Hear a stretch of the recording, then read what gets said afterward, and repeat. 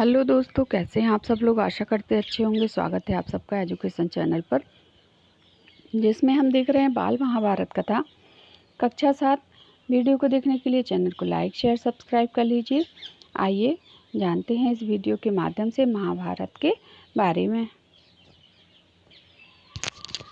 पाठ 41 श्री कृष्ण और युधिष्ठिर।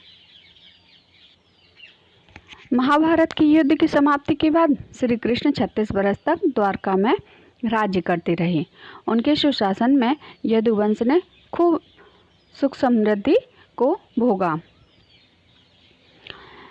परंतु आपसी फूट के कारण अंततः यह विशाल यदुवंश समाप्त हो गया।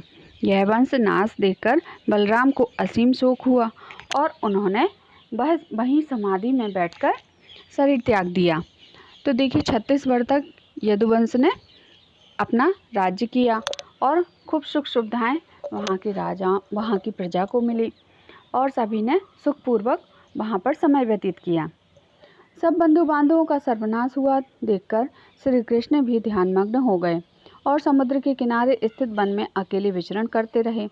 जो कुछ हुआ था उस पर विचार करके उन्होंने जान लिया कि संसार छोड़कर जाने का उनका समय भी आ गया है। यह सोचते सोचते वह भी अपनी ज़मीन पर एक पेड़ के नीचे लेट गए। इतने में कोई शिकारी शिकार की तलाश में घूमता फिरता उधर से आ रहा था। सोए हुए श्री कृष्ण को शिकारी ने दूर से हिरन समझा और धनुष तानकर एक तीर मारा। तीर श्री कृष्ण के तलुए को छेदता हुआ शरीर में घुसा और उनके देहावसान का कारण बना। तो देखिए सारा राज्य काज सब भोगते हुए अपना समय व्यतीत करने के बाद अब क्या है, वह भी इस संसार से विरक्त होना चाहते थे, इस संसार को छोड़ना चाहते थे। तो वह जाके एक पेड़ के नीचे लेटे।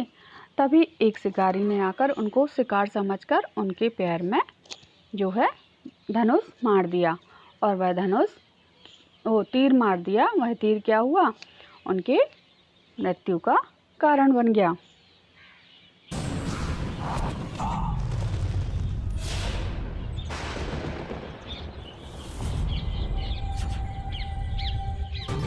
ये तो नियति का तीर था। मैंने संसार का सब भीषण पाप कर दिया प्रभु। नहीं भाई, ये तो नियति का तीर था। हम मेरे शरीर को पूरा हुआ। हे देवी, मैं कोई नहीं, मुझे सदा आपकी बेटी का स्मरण रहेगा। जो प्रेम जो स्नेह मुझे बाबा का एहसास अपने आंखों से आपसे मिला, उसकी धरोहर को मैं अपने साथ जा रहा।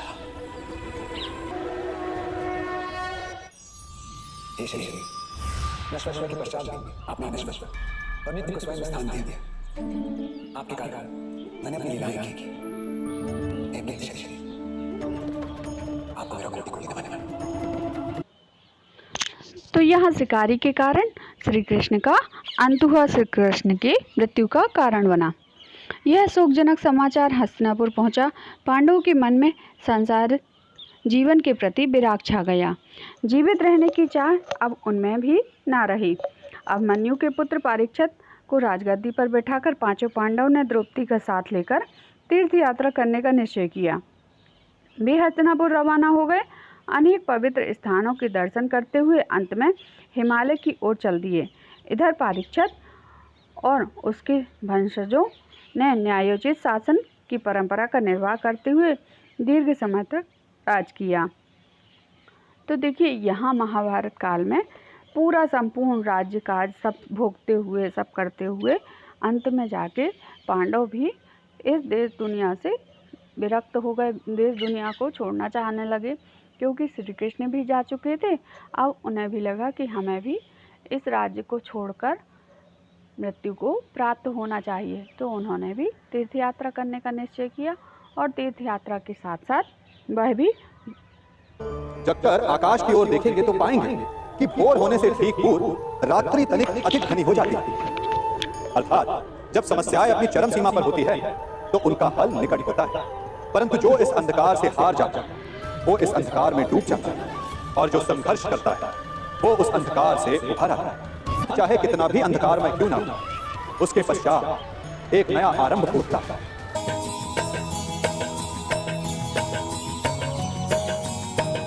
बल का